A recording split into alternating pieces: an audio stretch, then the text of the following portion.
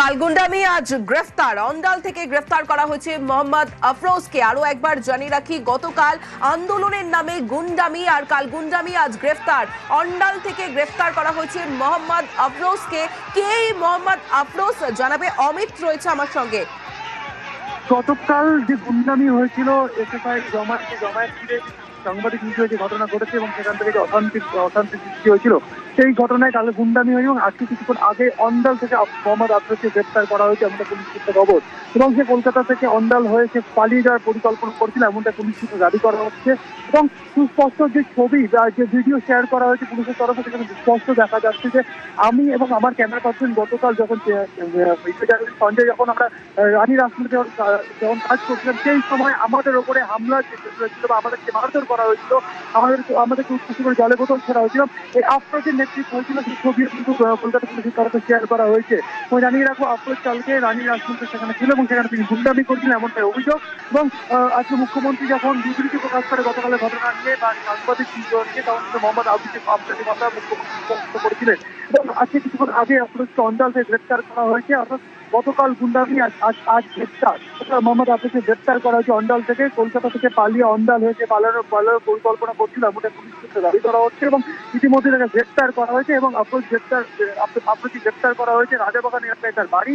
এবং প্রাথমিকভাবে যেটা জানা যাচ্ছে যে আফরোজের সঙ্গে পুলিশ সূত্র থেকে যেটা দাবি করা হচ্ছে, বন্দর এলাকার বেশ কিছু তৃণমূল কর্মী বা সমর্থকদের কিন্তু যোগাযোগ করেছে এমনটা কিন্তু পুলিশের তরফে জানা যাচ্ছে।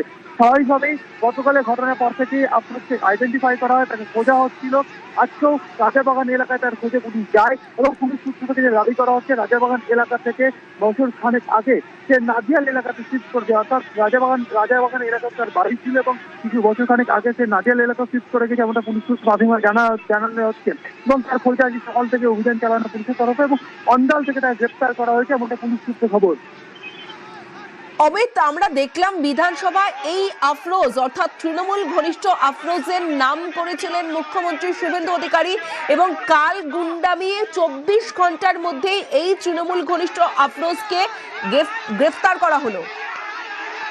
একেবারে কালকে সন্ধ্যেবেলা যে রানী রাসমণিতে যে অশান্তি পাকানো হয়েছিল বা গুন্ডাগিরি তিনি করেছিলেন, সেই ঘটনায় আফরোজের বিরুদ্ধে তথ্য প্রমাণ জোগাড় করার কাজ শুরু করা হয়েছিল পুলিশের তরফে। এবং গতকাল থেকে বলা হচ্ছিল পুলিশের তরফে যে বিভিন্ন ফুটেজ তারা ইতিমধ্যে সংগ্রহ করবে এবং সেখান থেকে আইডেন্টিফাই করা হচ্ছে। এবং আজকে মুখ্যমন্ত্রী স্পষ্ট করে দিয়েছিলেন যে সাংবাদিক নির্যাতনের ঘটনায় এবং গতকাল মিছিলের ভেতর থেকে যে অশান্তি পাকানো হয়েছে পুলিশকে উদ্দেশ্য করে জুতো, জলের বোতল ছোড়া হয়, লাঠি ছোড়া হয়, সেই ঘটনার ভিডিও ফুটেজ থেকে বিভিন্ন জনকে আইডেন্টিফাই করা হয়। এবং মুখ্যমন্ত্রী আফরোজের কথা বলে মিছিলে অশান্তি তিনি পাঠিয়েছিলেন এবং আজকে দুপুরে আফরোজের নাম সামনে আসে এবং মুখ্যমন্ত্রী যখন দিচ্ছিলেন বিধানসভায়, সেই সময় আফরোজের কথা তিনি বলেন। এবং কিছুক্ষণ আগে আফরোজকে অন্ডাল থেকে গ্রেফতার করা হয়েছে। পুলিশ সূত্রকে দাবি করা হচ্ছে কলকাতা থেকে পালিয়ে যাওয়ার পরিকল্পনা করে এবং অন্ডাল থেকে পালিয়ে যাওয়ার পরিকল্পনা করছে, সেই জায়গা থেকে তাকে গ্রেফতার করা হয়েছে এবং এটা প্রাথমিকভাবে পুলিশের তরফে কনফার্ম করা হয়েছে। এবং আফরোজকে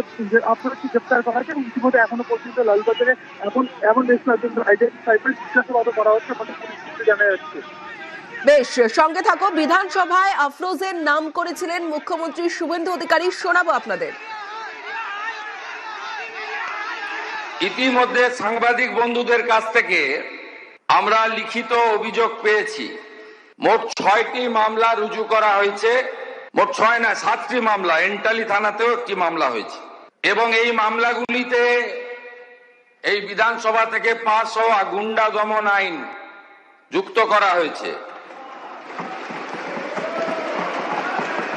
এবং প্রায় 70 জনকে চিহ্নিত করা হয়েছে, যাদের একজনও ছাত্র নয়, যারা একজনও সেলফ ডিক্লেয়ার ককরোচ পার্টির মেম্বার নয়, যারা একজনও নিট সংক্রান্ত আন্দোলনকারীদের অংশ নয়।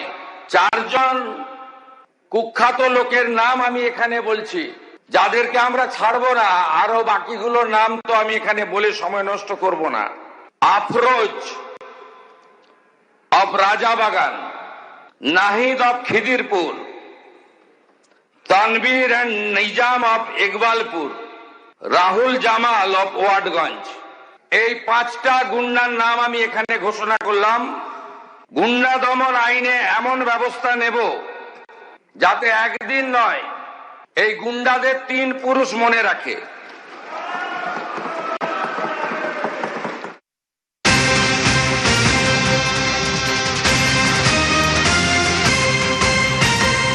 গতকাল ধর্মতলায় সাংবাদিকদের উপর হামলায় আটক করা হয়েছে 9 জনকে, যার মধ্যে আফরোজ অর্থাৎ তৃণমূল ঘনিষ্ঠ আফরোজকে গ্রেফতার করা হয়েছে। মোহাম্মদ আফরোজ কাল গুন্ডামি, আজ গ্রেফতার। আমার সঙ্গে অমিত রয়েছে, অমিতের সঙ্গে কথা বলবো।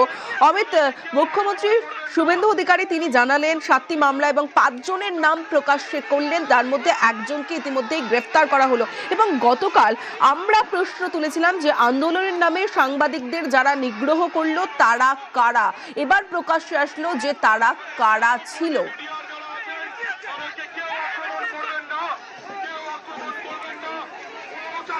অমিতের সঙ্গে কথা বলবো।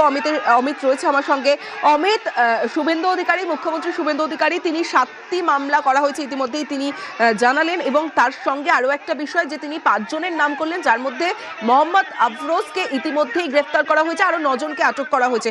এবং গতকাল আমরা প্রশ্ন তুলেছিলাম যে আন্দোলনের নামে সাংবাদিকদের যারা নিগ্রহ করলো তারা কারা। আজ প্রমাণ হলো যে আসলে আন্দোলনের নামে গুন্ডামি চলেছে। একেবারে দেখো, গতকাল আমরাই প্রশ্ন তুলেছিলাম যে যেখানে শান্তিপূর্ণ আন্দোলনের কথা বলা হয়েছিল, সেই আন্দোলন থেকে সাংবাদিকদের নিগ্রহ, সাংবাদিকদের মারধর করা, তাদেরকে হেনস্থা করা, এমনকি পুলিশকে লক্ষ্য করে লাঠি ছোড়া, জল ছোড়া, জুতো ছোড়া, ইট ছোড়ার মতো ঘটনা ঘটেছে। আমরা প্রশ্ন তুলেছিলাম এরা কারা, এরা কি আদৌ, এরা কি এই মিছিলেরই অংশ ছিল? এরা কারা? হঠাৎ করে মিছিলে কোথা থেকে এলো? এসএফআই এর যারা রাজ্য স্তরের লিডার নেতা ছিলেন তাদের কাছেও আমরা প্রশ্নটা তুলেছিলাম। আজকে মুখ্যমন্ত্রী বিবৃতি দেওয়ার সময় তিনি স্পষ্টত জানিয়ে দিয়েছিলেন যে গুন্ডামি হয়েছে মিছিলের ভেতর থেকে, এবং আফরোজের নাম তিনি করেছিলেন আজকে সকালে বিধানসভায় বিবৃতি রাখার সময়। সেক্ষেত্রে আফরোজকে আইডেন্টিফাই করা হয়।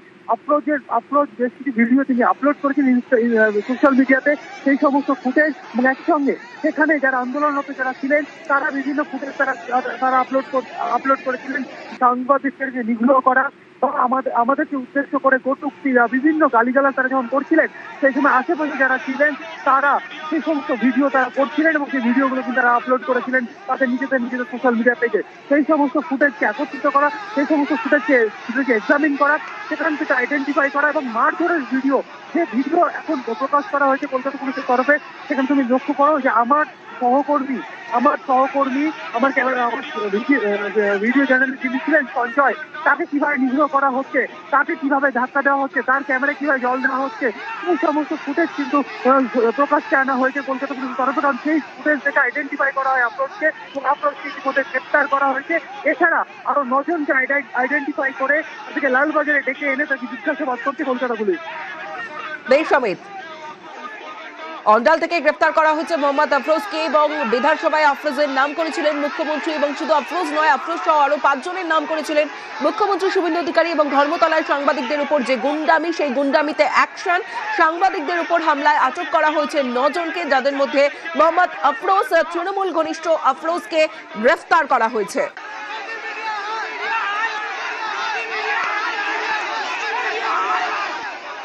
ইতিমধ্যে সাংবাদিক বন্ধুদের কাছ থেকে আমরা লিখিত অভিযোগ পেয়েছি। মোট 6টি মামলা রুজু করা হয়েছে। মোট 6 না, 7টি মামলা, এন্টালি থানাতেও একটি মামলা হয়েছে, এবং এই মামলাগুলিতে এই বিধানসভা থেকে পাস হওয়া গুন্ডা দমন আইন যুক্ত করা হয়েছে,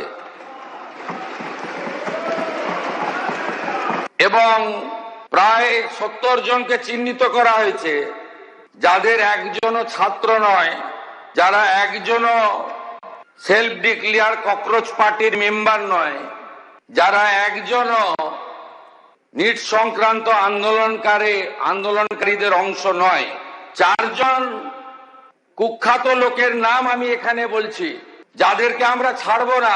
আরো বাকিগুলোর নাম তো আমি এখানে বলে সময় নষ্ট করব না।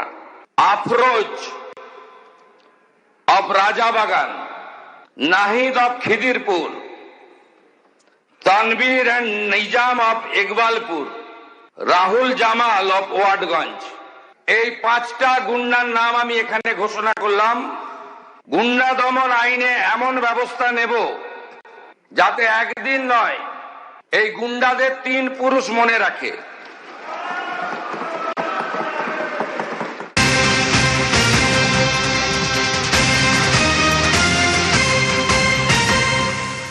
কাল গুন্ডামি আজ গ্রেফতার, অন্ডাল থেকে গ্রেফতার করা হলো মোহাম্মদ আফরোজ। মোহাম্মদ আফরোজ পুলিশের জালে তৃণমূল ঘনিষ্ঠ আফরোজ।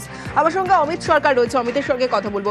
অমিত, মুখ্যমন্ত্রী শুভেন্দু অধিকারী তিনি জানালেন যে 70 জনকে চিহ্নিত করা হয়েছে, আমরা দেখলাম 9 জনকে আটক করা হয়েছে এবং মোহাম্মদ আফরোজ সহ আরো যে 4 জনের নাম অর্থাৎ নাহিদ, তনবীর, রাহুল, জামাল, এরা কোথায়? এদের খোঁজে কি তল্লাশি ইতিমধ্যেই শুরু হয়েছে আমরা জানি, কিন্তু এই 9 জনের মধ্যে কি তারা রয়েছেন নাকি এই 9 জনকে যে 70 জনকে চিহ্নিত করা হয়েছে তার মধ্যে 9 জন আটক? দেখো, এখনো পর্যন্ত অফিসিয়াল যেটা লালবাজারের তরফে জানানো হচ্ছে যে তারা এই মুহূর্তে আফরোজকে গ্রেফতার করেছেন এবং এর বাইরে আরো 9 জনকে তারা আইডেন্টিফাই করে তাদেরকে ডিটেইন করছে বা আটক করে জিজ্ঞাসাবাদ করছে। এবং আজকে সকালে মুখ্যমন্ত্রী বিবৃতি দেওয়ার সময় আফরোজ সহ আরো 4 জনের নাম তিনি বলেছিলেন। সেক্ষেত্রে সাদিমের নাম ছিল, তনবীরের নাম ছিল, জামালের নাম ছিল। তারাও এই 9 জনের মধ্যে রয়েছে কিনা এই বিষয়টি কিন্তু এখনো পর্যন্ত লালবাজারের তরফে অফিসিয়ালি স্পষ্ট করা হয়নি, কারণ যেহেতু এই মুহূর্তে ইনভেস্টিগেশন চলছে এবং আইডেন্টিফাই করে জিজ্ঞাসাবাদের পর্ব যেহেতু ইতিমধ্যে শুরু হয়ে গিয়েছে, সেক্ষেত্রে 9 জনকে এখন পর্যন্ত আইডেন্টিফাই করে তাদেরকে জিজ্ঞাসাবাদ করা হচ্ছে, আপনাকে গ্রেফতার করা হচ্ছে এবং 70 জন আইডেন্টিফাইয়ের কথা মুখ্যমন্ত্রী নিজে জানিয়েছিলেন এবং 7খানা মামলা হয়েছে এমনটা কিন্তু জানানো হয়েছিল। সেক্ষেত্রে এই 9 জন তারা বা এই 9 জনের মধ্যে বাকি আর 4 জন রয়েছে কিনা এই বিষয়টি এখনো স্পষ্ট না করা হলেও লালবাজার তরফে, কিন্তু লালবাজার তরফে স্পষ্ট যেটা জানানো হচ্ছে যে ভিডিও ফুটেজ দেখে আইডেন্টিফাই করা হয়েছে, তাদেরকে ডিটেইন করা হয়েছে, তাদেরকে জিজ্ঞাসাবাদ করা হচ্ছে। কারণ গতকাল এরা গুন্ডামি করেছে স্পষ্টত যেভাবে সাংবাদিক বা আমরা যারা বা আমাদের অন্যান্য মিডিয়া হাউসের যারা সহকর্মী তারা গতকাল যেভাবে কাজ করার সময় তাদেরকে যেভাবে নিগ্রহ করা হয়েছে, ঘিরে ধরে হেনস্থা করা হয়েছে, মারধর করা হয়েছে, ভয় ফেলে দেওয়া হয়েছে, তাদেরকে যে সমস্ত অভিযুক্তরা তারা গুন্ডামি করেছে এবং তাদেরকে আইডেন্টিফাই করা হয়েছে, তাদেরকে ডিটেইন করা হয়েছে, তাদেরকে জিজ্ঞাসাবাদ করা হয়েছে এবং আফরোজ তাকে গ্রেফতার করা হয়েছে অন্ডাল থেকে। যে ছবি প্রকাশ করা হয়েছে কলকাতা পুলিশ, সেই ছবি থেকে স্পষ্ট কিভাবে সে আমাদেরকে নিগ্রহ করেছিল। বেশ।